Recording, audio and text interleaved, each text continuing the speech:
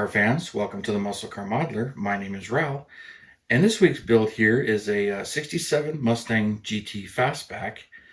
And this is a car I had dreamed about in high school quite a bit. I really wanted one of these, or a Shelby, the 67 GT 350, but I knew that was unattainable for me as a high schooler. But this is the car I wanted, and they weren't that expensive, but they were a little hard to find and a little expensive in the 90s when I wanted one. There was a couple of times I probably could have sprung for one if I had, the money or the discipline to save. Didn't have a real way of getting a loan and just never really got one. And, being a chicken a couple of times, but I did want one. And it was a car I knew about but didn't know a whole lot about. I was just kind of funny. I remember telling friends of mine that I would like to get a 67 GTA with a 4-speed. But at the time, I didn't realize that GT and GTA, the A meant automatic. But I didn't know too much about them at the time. But I knew they came with 289s or 390s, and that the Shelby GT 500 came with a 428. And I just thought the Shelby, when I saw one of those, they were just freaking cool.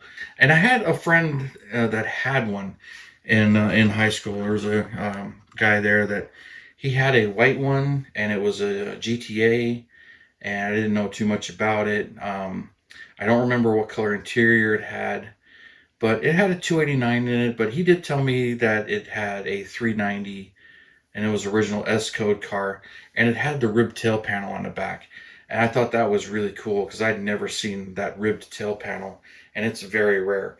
But he had that, and it was a really cool car, and for his first car. And to my shock, he ended up selling it because somebody had offered him like 11 grand for the car, and he still had the 390, and it just didn't run. I believe it blew a head gasket or something. But he still had the original motor for it. And somebody offered him some money, and he sold it. And I know he regrets selling it, but that was a long time ago. But I really wanted one. And this is kind of a tribute to a good friend of mine's car, my best friend. He, he knew I wanted him too, and he really liked him. And his mom, liked Mustangs when she was growing up. And so he had picked up a 67 Mustang, and it was a V8 car, but it was not a fastback, it was a coupe, and it was in these colors originally. It came in this color with the two-tone turquoise interior, which is, how I built this one. And so I kind of copied his car in a manner, but not exactly, the way his was. He picked his up, and I was with him when he bought it. We went and looked at it. It was a really cool car. It was a tire burner. It had a 302 in it. It was born with a 289, but the original motor was long gone. But it had a 302 in it, and it was a one tire fryer. I mean, it didn't hook up or anything. It just spun the tires. But we had a good time test driving that, and it was like $1,200, I think, is what he paid for it. And so he bought it for $1,200. We drove it to the local DMV here in Phoenix, and went inside to get the title transferred over in his name. And we hadn't even been helped yet, and the car was stolen. It was gone. Couldn't believe it. And thankfully, his mom had the foresight to have insurance and everything. They thought it was a scam, but it took a long time. But he did eventually get paid for it, and I think the insurance paid him like $1,800 for it. But he was, devastated, and we didn't know what had happened to the car, and it hurt. And especially me, I kind of took it, even though it was his car. I was dreaming about, helping him and building the car. But, fast forward like another year, and he gets a call from the police, and they had found his car, or thought they did, and they wanted us to come look at it. So I went with him, and we went to the impound yard, and we saw the car, and it was his car. But it was kind of funny because the hood was changed out. There were some things done to it. It had an underdash AC that was removed. Some of the missing emblems were in it. The Krager wheels that were on it were gone. So it was kind of interesting, but he wanted it back. But, the insurance settled, so technically it belonged to them. So he did eventually hire somebody to go bid on it because he wasn't allowed. It was a private auction. He needed to find somebody who could go there, had a license, and could bid. And I believe he paid them a little bit, and he ended up getting the car back for like $500 or $600. I don't remember what it was. No more than 800, but he got the car back. Now the VIN number was removed off of it, and Arizona put the VIN number back on it with their own stickers. So it kind of messed with the value a little bit, but he's still got the car today. Matter of fact, I'll throw some photos up of it sitting in his backyard.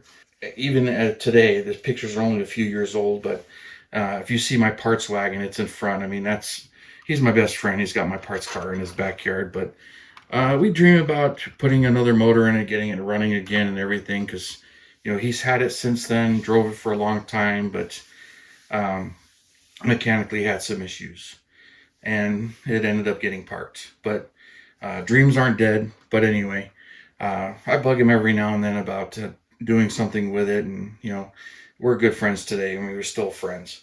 But this one I built in kind of its honor of how it could look when we're done restoring it. But this model's from like 1994 when AMT issued this, and I love the kit, and there were some things I didn't like about the kit. But this is my original build, and I have kits to replace it and things that drive me nuts about this particular kit that I want to fix. Like I mentioned, it is a GT, but there are some problems with it. Number one is this hood. GTs do not have the flat hood. They have the hood with the indentions in it that had the turn signals in it. His car had the flat hood, but when they recovered it, somebody put the GT hood on it. So when he got the car back from the theft, it had that hood on it. And so I found out this hood was wrong. It does have the GT fog lights. These headlights are really small, and they just don't look right. They don't look too bad, at this angle, but they just don't look right. One of the other things I kind of wish it had was the rib tail panel, which, it didn't have, but it's super rare. And this one, it has a 289 in it, which is really cool. And it's a 4-speed, which a regular GT would be a 4-speed. And I love the steering wheel and the deluxe interior. So there's a lot of things about this kit I really liked. Now you can see it's one of my older builds where I brush painted the interiors. You can see it on the dash there. Not the greatest accuracy in the engine compartment. Battery's really not detailed. The washer bottle's not detailed. So, and I don't have any bare metal foil on it. And this thing is spray painted. And one of the things that happened with it, and I don't remember what paint I used, but I just found something that worked, and it was close. But the rest of the paint job came out good. You can see it needs some good polishing and whatnot, but I pretty much just left it alone. But the hood reacted. Look at the dullness on the hood. It's kind of strange. And I've had this happen with paints that get a little too hot, or maybe I didn't have enough primer on it, or whatever happened. But the hood did that, but the rest of the car didn't. And it was the same paint. And, have my theories why that happened or happens, but it kind of bugs me. But I've left this alone, and I do want to build another one, but decided I'm going to leave this one completely alone. But as far as the kit goes, it has a few fit issues, but still builds up really nicely. And I think the front tires are a little too far out, and the rear tires are just about right. Like the exhaust tips, I don't remember if those are original or if I changed them out. I think those are the ones it comes with. But and no license plates. But pretty decent decals. But when they a little bit later came out with the GT 350 kit, I bought tons of those, and you've seen a couple of those, but haven't done another one of these. Now there are some resin correction kits from Replicas and Miniatures of Maryland. He has the rib tail panel, the hood, and a couple other parts. And I have one of those, actually two of those kits, one completely unused and another one that I found a kit that was already built and had those parts on it. And, I picked that kit up as a rebuilder for cheap and had all the parts on it. So I got two of them, and I'm going to make the GT 390 S code car from that GTA, because it has the automatic and the 390, and the shifter was converted over, and so all the hard work's been done. I just need to paint it and finish it. But yeah, there's a one small detail that I got to fix on it, but I'm not going to get into that because that'll be a future build. It's kind of a stalled project. I've shown it on the channel kind of in the past, and nobody really seemed that interested in it at the time. But that's how that was. So, but this is a nice reminder of what my friend's car could be if we ever get back to getting that one running and everything. But we want to. And surprisingly, to finish out the story, the guy that got caught with it, that stole it, he was out kind of out of town, outskirts of town really, and he had 5 Mustangs, all stolen. And the police were kind of watching him and everything because he kind of kept the cars covered up, worked on them at night, lived in a RV, and he had a truck also. But the RV, the truck, all the cars were stolen, and he liked to work on them and fix them and do whatever. And one of them was a show Mustang. Now the connection with the DMV is his girlfriend worked there, and they found that there wasn't anything wrongdoing on her part. We were not helped. For all they can say is they figured he was at the DMV when we pulled in, and he watched us pull in, and he nabbed the car because we weren't there very long. We hadn't been helped yet before I went out there to go look at the car or get something out of the car and noticed the car was gone. So, he was prosecuted. I don't know what happened there. We didn't follow that, but we were happy to get his car back. So anyway, that's enough of that story and the reel on that. But kit's been reissued many times. Pretty easy to find. A couple of different versions of it, but I got kind of excited about one or two box arts where it had the GT hood on it, but I found out that the kit never had the GT hood. Even the Fast and the Furious version shows the GT hood on the box art, but the car in the kit does not have it. So I had to ask around and find that out.